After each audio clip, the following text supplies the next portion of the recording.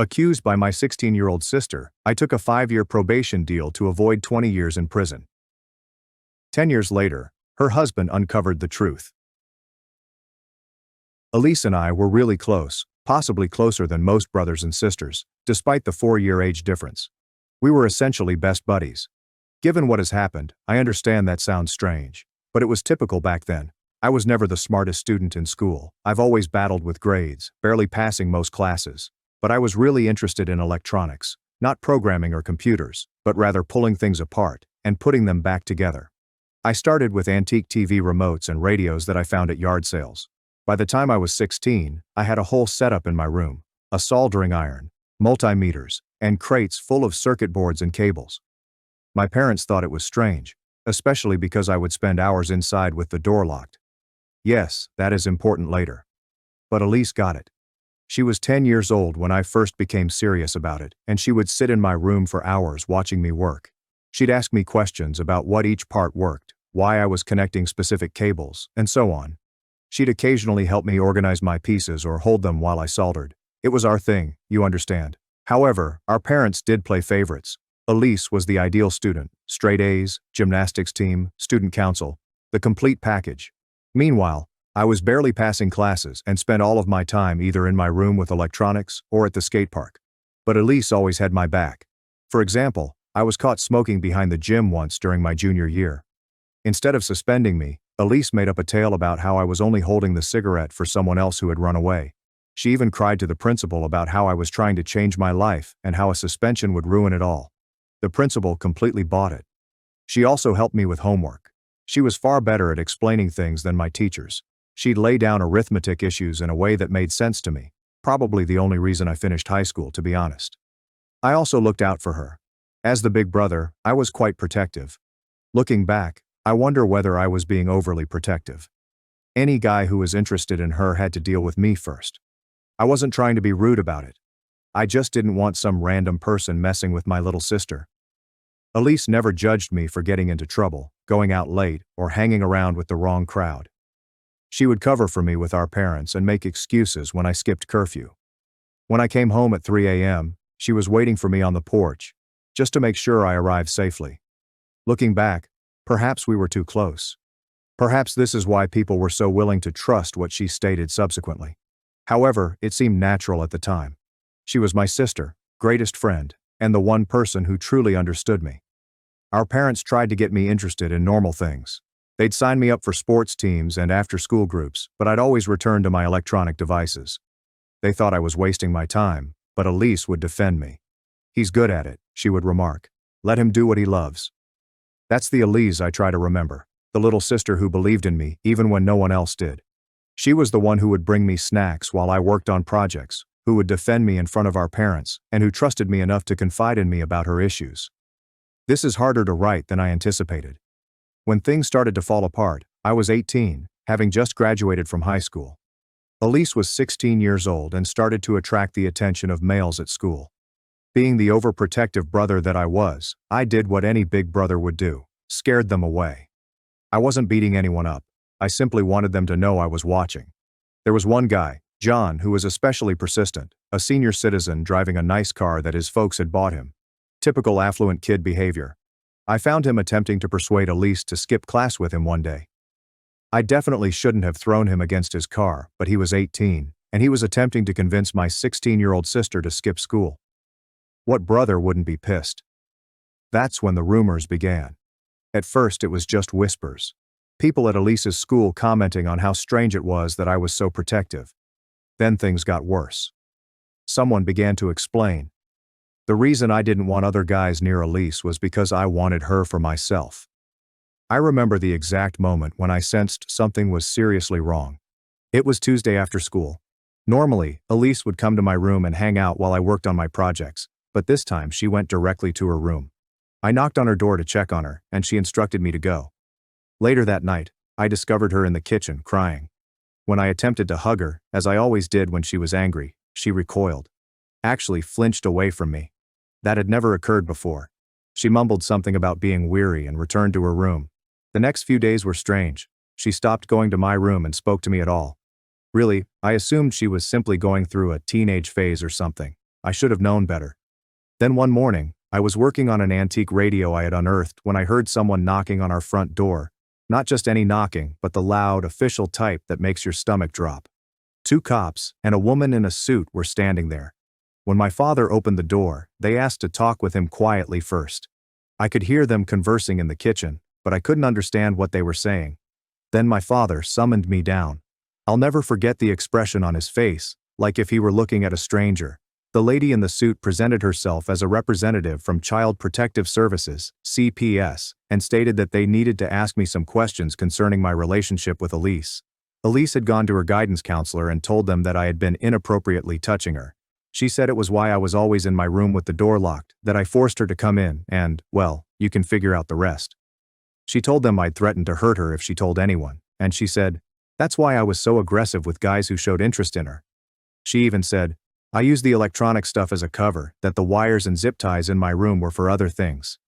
My father didn't question anything. He just stood there nodding as they spoke, as if everything made sense to him. All those hours in my room, the shut door, and his protectiveness of Elise piled up to something nasty in his thoughts. I attempted to explain, showing them my projects, the half-repaired radio on my desk, the crates of circuit boards and obsolete electronics.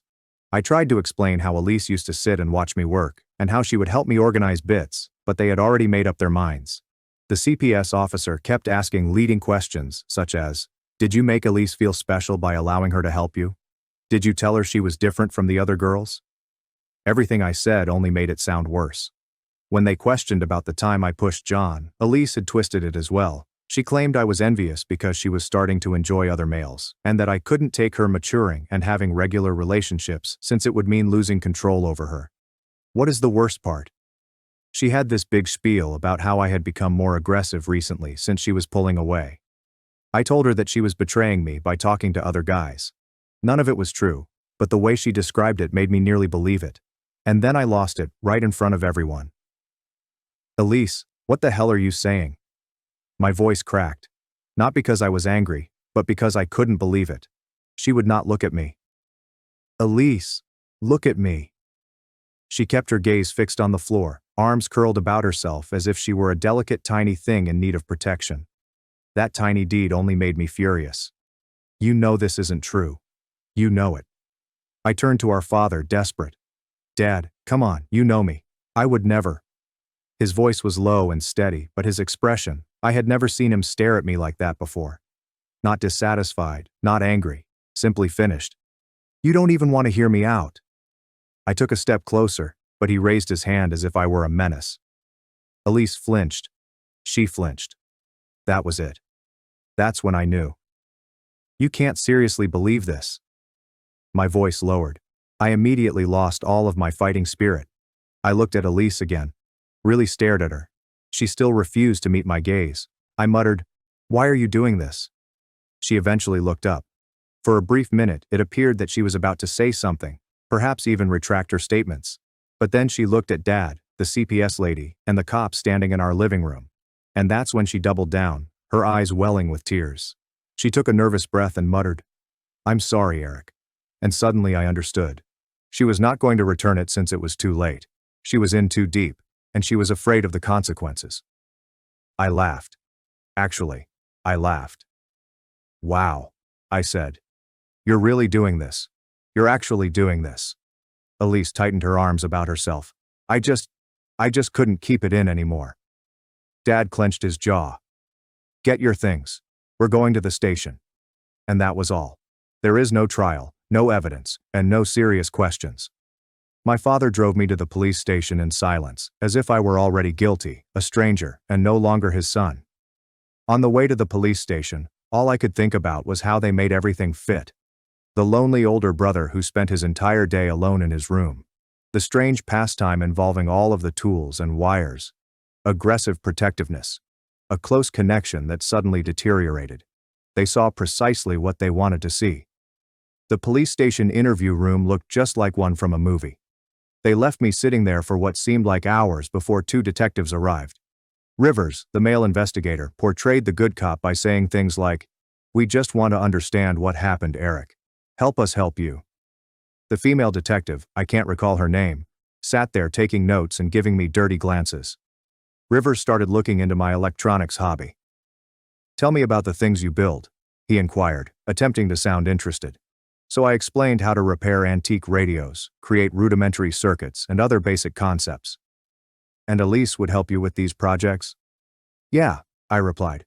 "She'd organize parts, hold stuff while I soldered. She liked learning about it." The female detective cut in.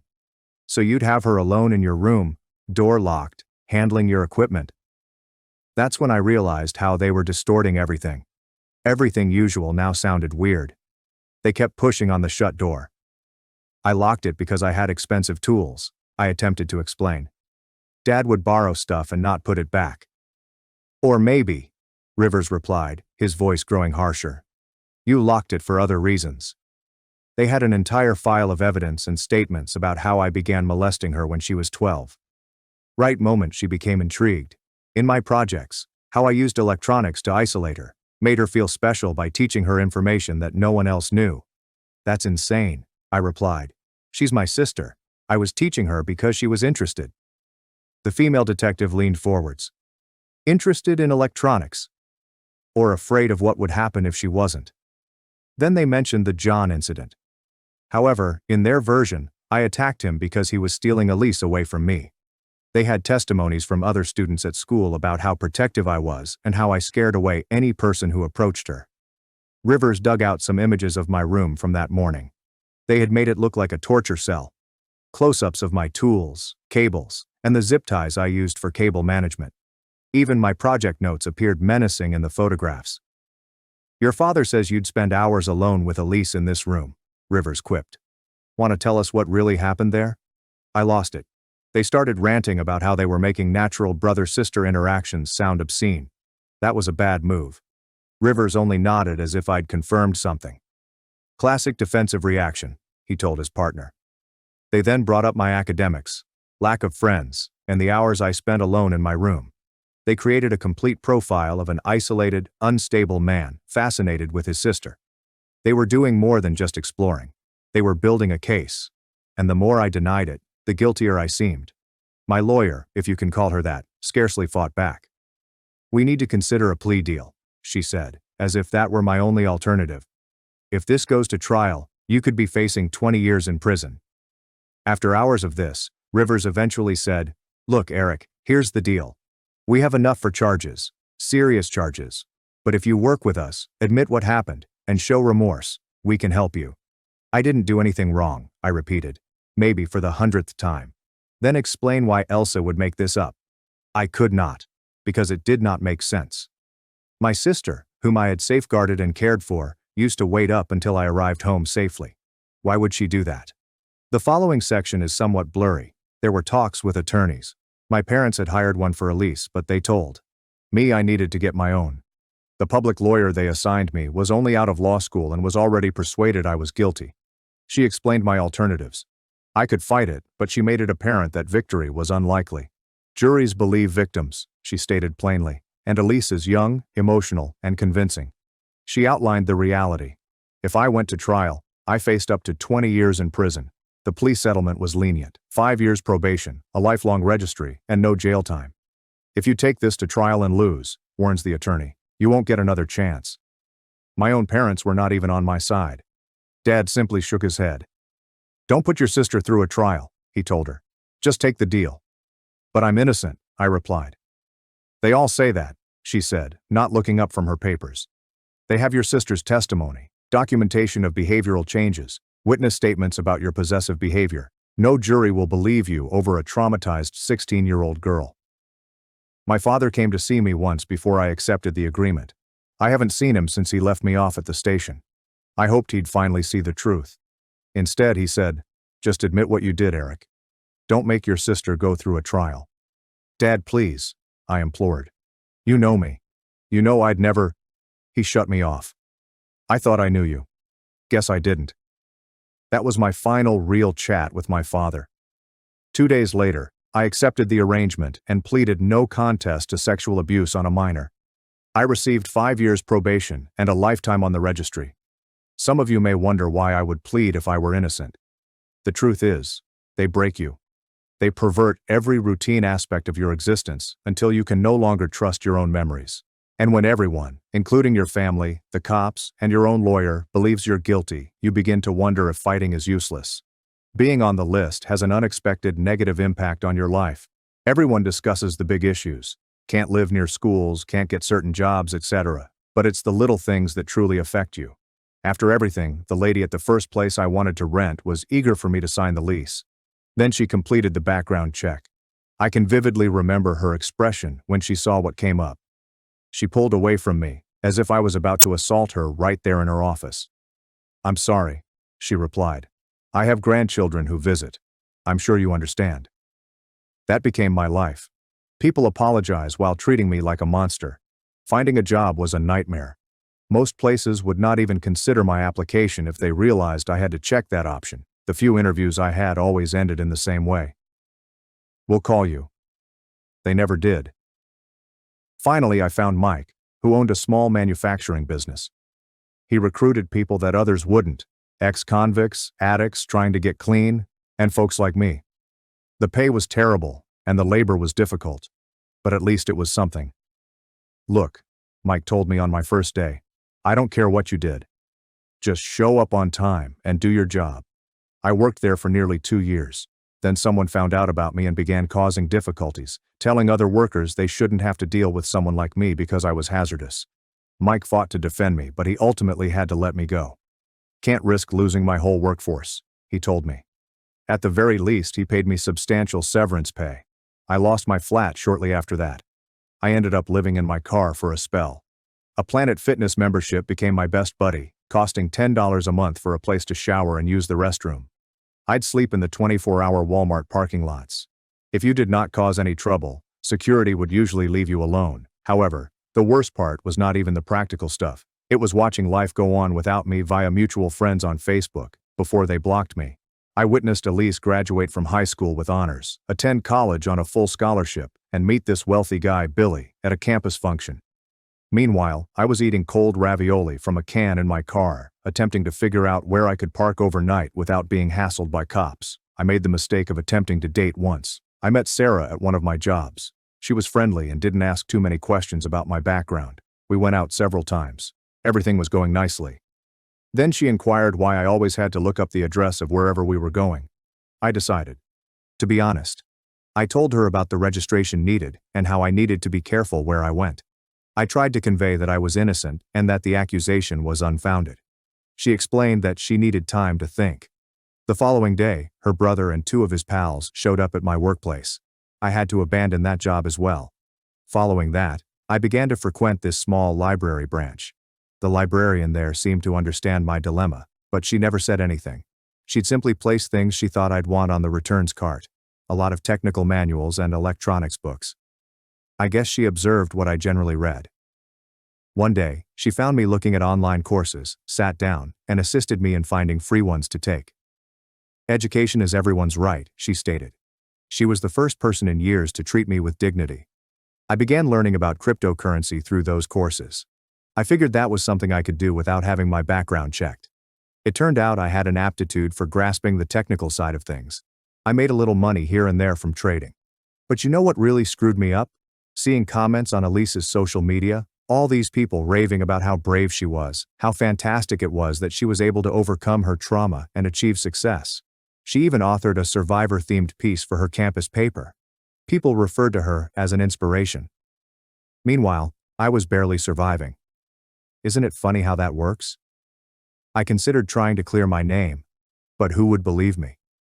Elise was a great, accomplished college student. I was just a creep living in his car. The system does not care about folks like me. That's how I spent most of my 20s. Changing jobs and locations. Never stayed any place long enough for folks to learn about me. Never make friends because what's the point if they'll depart as soon as they find out? Some nights, I'd lie in my car, scrolling through old family photos on my phone. Pictures of me and Elise when we were kids, trying to figure out what went wrong and what I could have done differently. That is the thing with being on the list. It does not simply take away your freedom. It erases your past, your future, and your entire identity. You stop being a person and instead become a label. But then everything changed. It was just a regular Tuesday. I was at work, I had obtained another factory job that was better than the last one when I received this email from a private investigator. I almost deleted it, assuming it was spam, but something compelled me to read it. The private investigator stated that he was hired by Elise's husband, Billy, to investigate her background. Billy began to investigate because she had been acting strangely recently. The PI had discovered flaws in her story about me and wanted to talk. I dismissed it at first. I've had enough people messing with my life already. But then he gave me another email with confirmation that he was legitimate, court records, case files, and other information I had never seen before. We met in a diner just outside of town. The PI, let's call him Frank, had a big packet of paperwork. "Your sister's story is falling apart," he remarked, scattering papers across the table.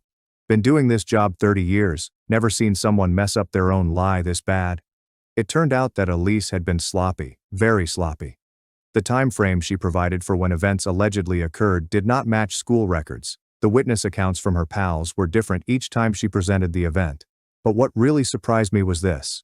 Remember John, the senior who was constantly hitting on her? It turned out he wasn't just any man scouting around. She was covertly dating him. And not only that, she was found in his car, doing things she wasn't supposed to do. She was convinced I would tell our parents about it. Maybe because she knew I'd always been protective, or maybe out of sheer dread. In any case, she needed a distraction, something large and stunning enough to ensure that no one thought about John. So she made up the allegations, knowing that once they were spoken, nothing else would matter. Frank had copies of texts between Elise and her pals from that time, which she thought had been destroyed. In those, she actually planned everything. We discussed how she needed a nuclear option to keep me quiet. She didn't expect it to go as far as it did, Frank told me. Reading these messages, it seems like she thought they'd just send you away to live with relatives. Or something. When your dad went full scorched earth, she was too scared to take it back. I just sat there, reading everything, seeing verification of what I'd already understood.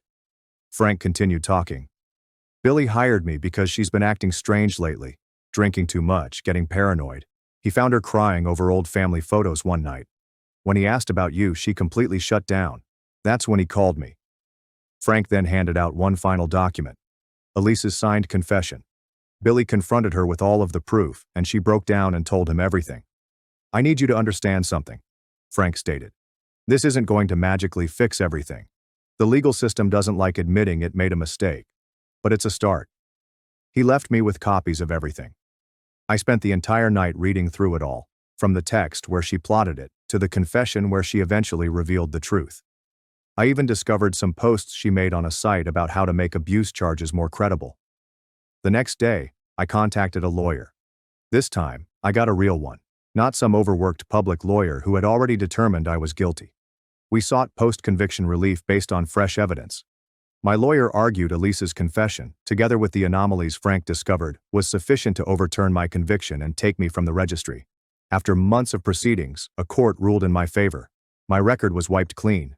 I should have been relieved. I should have felt something. But all I could think about was how long it had taken and how much I'd sacrificed in the process. A week later, an envelope arrived in my mailbox. There was no return address, but I knew who sent it before I opened it. My parents. First contact in 10 years. My hands shook as I ripped it open, not from exhilaration, but from complete disbelief. Inside was a letter written in my father's rigid, impersonal handwriting. They wanted to meet. Elise claimed she had finally come clean. Well, partially. She spun a watered-down version of the facts, portraying herself as a terrified young girl who made a terrible mistake.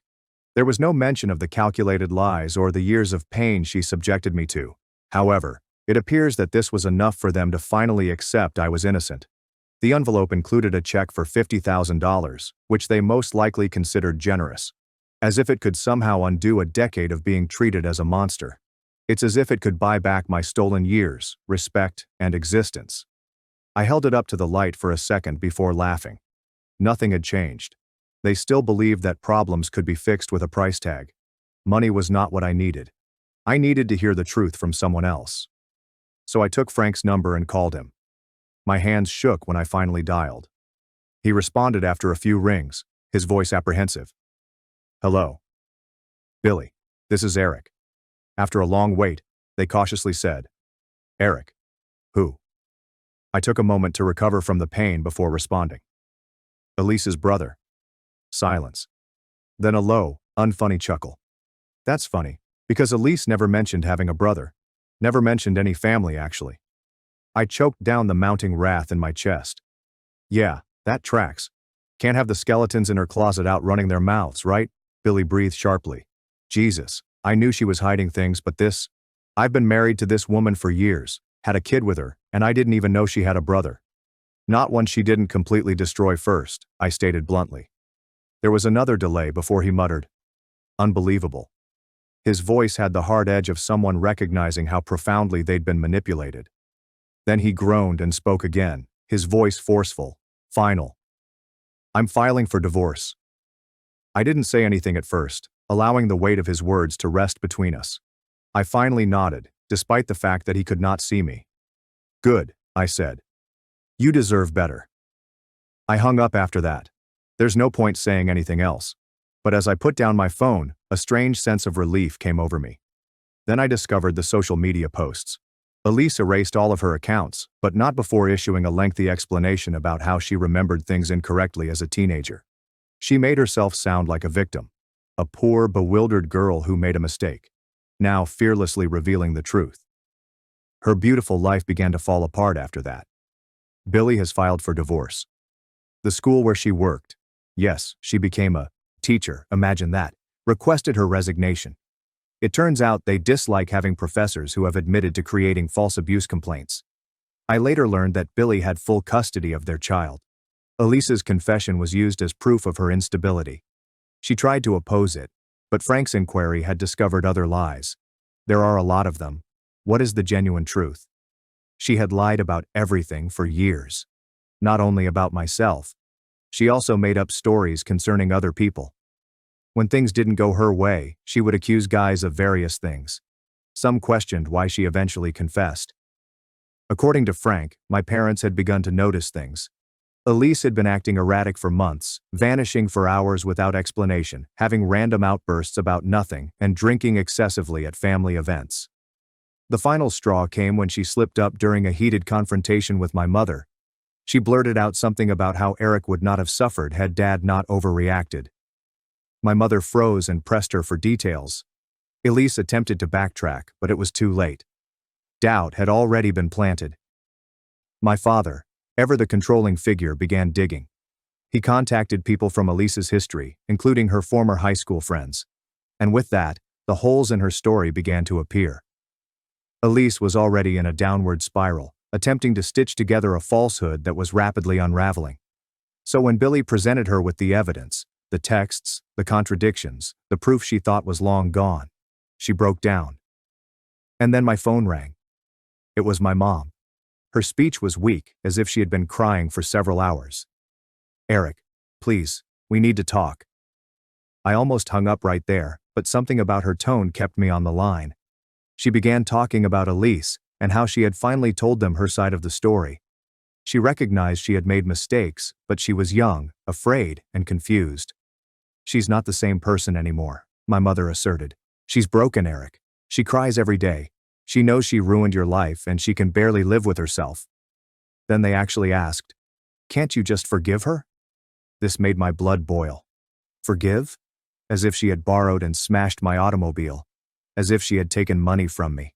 As if she hadn't taken away my entire existence, leaving me in ruins while she had to move on and play the victim for years.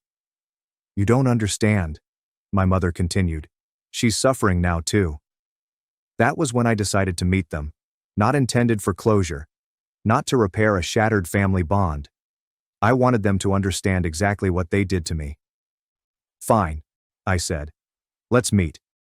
But I already knew how things were going to finish. We met in a restaurant midway between our cities. Mom started crying the moment she saw me. Dad simply sat there, looking old and broken. Perhaps having your golden child turn out to be a liar does that to you. Mom attempted to hug me. I took a step back. Let's just sit down, I said.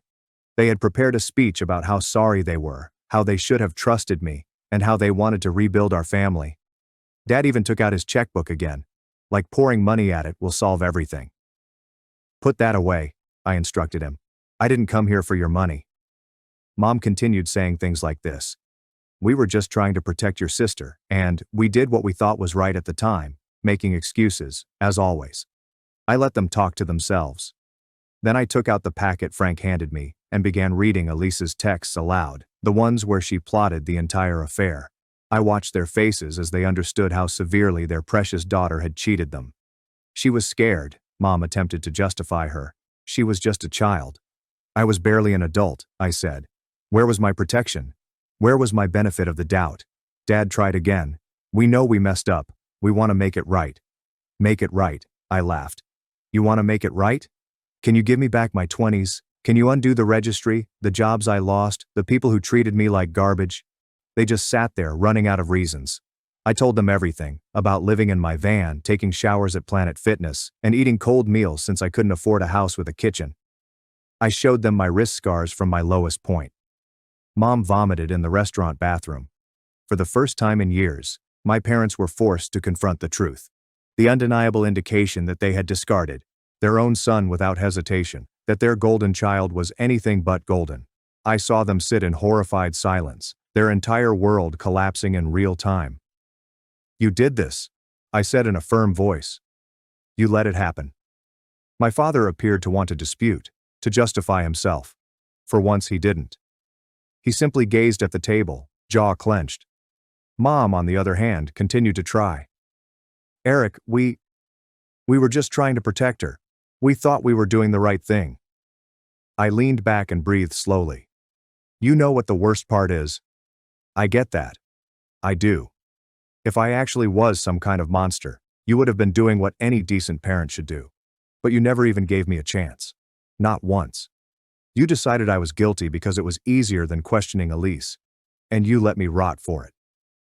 Tears ran down her face. We were wrong, she muttered. We were so wrong. I let that sink in for a moment. Because, yes, they were wrong. They were more than wrong. But nothing they said could possibly restore what I had lost. I spent 10 years of my life as nothing more than a label. Mom stretched across the table, her hands trembling. Please, Eric, we can't change the past, but we're still your parents. Can we at least try to fix this? I drew my hand away before she could touch me. Fix it, I sneered. Tell me, Mom, how exactly do you fix 10 years? She opened her mouth, but no words emerged. Dad finally spoke. You have every right to hate us, he said in a hoarse old voice. But we're still your family. I shake my head. You stopped being my family the moment you decided I wasn't worth fighting for. A heavy stillness fell between us. They had expected rage, possibly even screams. But I was beyond all of it. I did not need to yell. They were drowning in their own shame without me saying anything. Then Mom played her final card. Elise is suffering too, Eric. I stared at her. Of course she would say so. She lost everything, she added.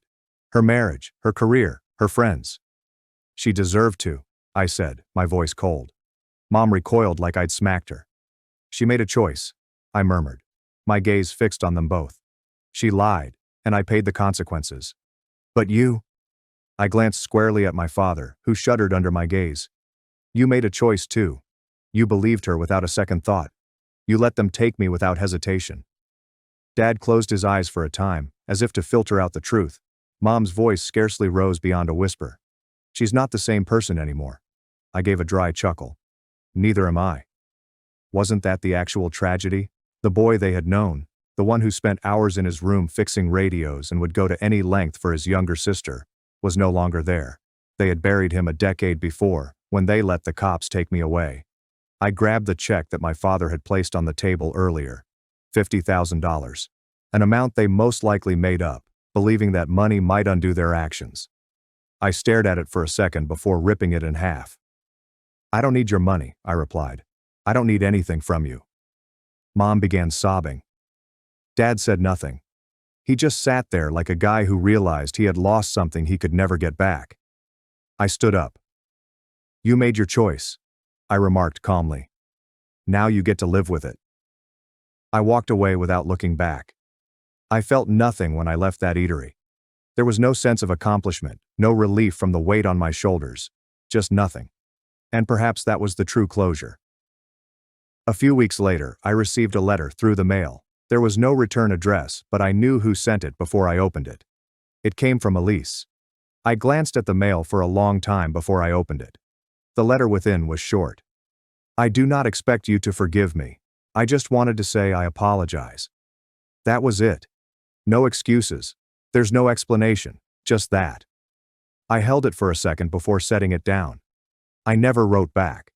Yes, life did not magically become perfect after that. The damage had been done, and I would always bear the scars of those 10 years. But I was finally free. Truly free. With my record wiped, I could finally live free of the burden of my past. I went to a new city, began over, and established my electronics repair business from the ground up. And I've never looked back. My parents, along with everything else, became ghosts of a life I'd left behind. Perhaps one day I'll think of them and feel something. But at the moment, I was finally living my life on my own terms.